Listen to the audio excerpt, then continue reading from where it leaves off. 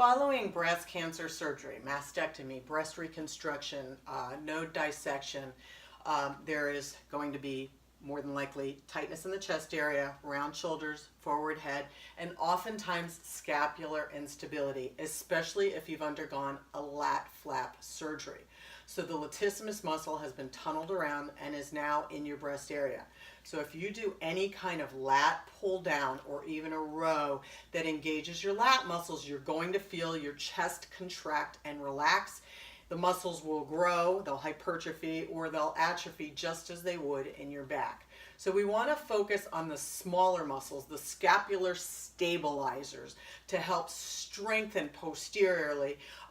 Also, that will help to stretch your chest area and support good posture.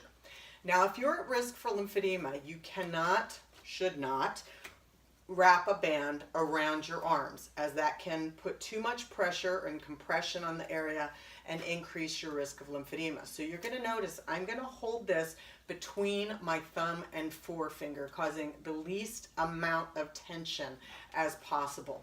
I apologize, I'm going to have my back to you to show you this exercise. It's called the army crawl. So pay attention to what I'm doing here. I'm going to stand about 6 inches from the wall with my pelvis in neutral. So I'm tucking my hips under. My belly button's drawn in, and I begin, I'm pulling out on the side here so I have tension in this band. And I begin with my arms at about 90 degrees, and I am pulling out as I am walking up. Now I'm going to move my hair so you can maybe see what I'm doing a little bit better. This is very difficult. You have to keep your abdominal muscles engaged, and then you're pulling out as you're going down. Strong abs, small movements here. Keep your knees soft, hips tucked under. We'll do this one more time. Now, you'll probably find 2 or 3 of these sets is going to be all you can do to begin with. And it's going to be very tiring.